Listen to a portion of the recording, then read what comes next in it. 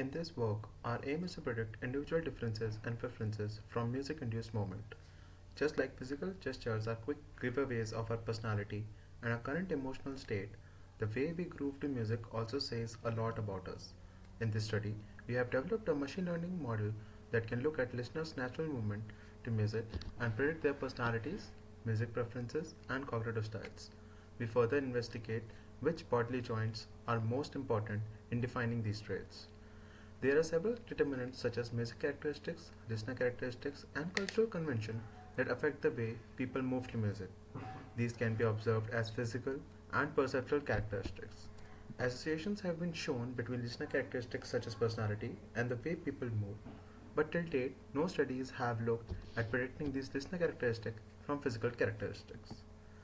Musical preferences have been associated previously with personality as measured by the Big Five personality inventory. Recent evidence has emerged linking musical preference to cognitive styles of thinking. The current study is the first of its kind to use computational models to predict individual traits, specifically personality traits, scores on EQ and SQ, and musical preferences from participants' free dance movement. Moreover, this is the first study to look at music-induced movement and its association with cognitive styles of thinking.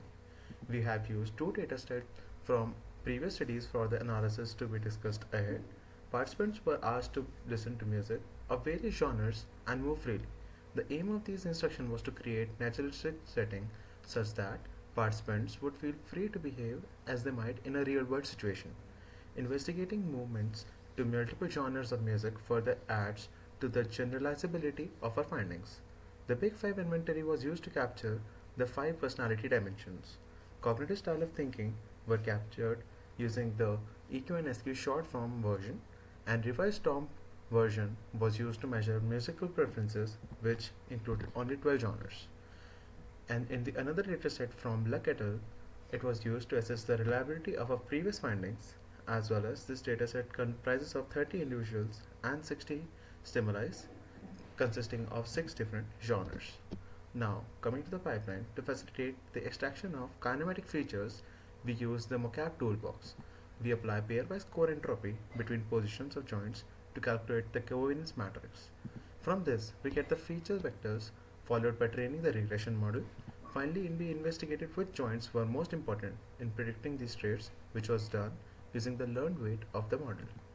For EQ and SQ, we trained our model using PCR, which is the combination of PCA with linear regression and Bayesian regression. The latter gave us the better results with R-square scores for EQ and SQ of 77.1 and 86.7% respectively.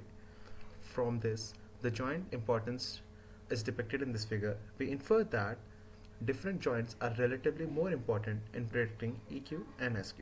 Similarly, we trained our model using Bayesian regression with 5-fold cross-validation, which gave the average R-squares for 76.3% for Big Five personality inventory. And we also achieved considerably better prediction accuracy by using position data than velocity data. This figure displays the relative joint importance for each personality along with the mean plotted in the black in each subfigure. Altogether, the results in characterizing an individual trait is dominated by the limbs than the core of the body. Some similarities in the joint importance profiles across the personality traits can be attributed to the inherent correlation that exists among these traits. We then further also trained our model on another dataset which gave the average R-square scores of 89.0%. This improved accuracy is also the result of a comparatively bigger dataset. We found out that the joint importance profiles for the another dataset and subsequently, in order to provide evidence of generalizability over two datasets, we perform agglomerative clustering as well as perform multidimensional analysis.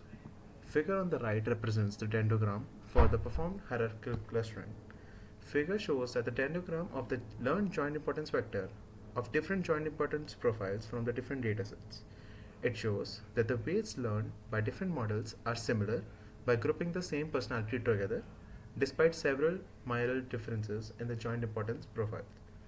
The MDS plot in the figure provides the approximate 3D representation of how well the joint importance vector of the same personality, even from different datasets, are nearby and form 5 mini clusters for each of the personality traits. Our model was able to regress musical preferences with high accuracy by successfully exploring the unseen space for musical preferences with an average R-square score of 77.5%. This is dissimilar with trends in personality where the range was quite small. This signifies that some genres are more predictable as compared to the others. Figure displays the relative joint importance of musical preferences along with the mean plotted in each subfigure.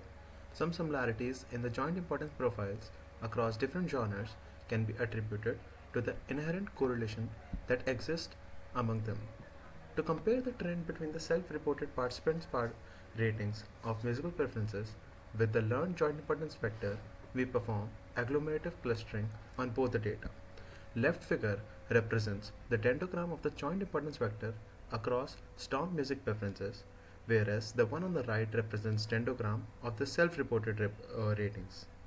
From figures, it is clearly visible that music preferences like funk and soul and blues, jazz, and reggae have similar clustering in both dendrograms in one of the higher level clusters. In another higher level cluster, there were also similar clustering between rock, pop, metal, and country, as well as between dance and rap. Another interesting observation from the left figure is the fact that oldie and country belong to the upbeat and conventional factor as suggested by Renfro et al., and clustering via joint importance profiles represents a closer relationship for these compared to the self-reported ratings. This may be due to the similarity of movement in response to acoustic similarities between these genres, may also reflect differences in participants' perception of genre as well as subject to cultural differences in the distinction between more granular categories to be ambiguous.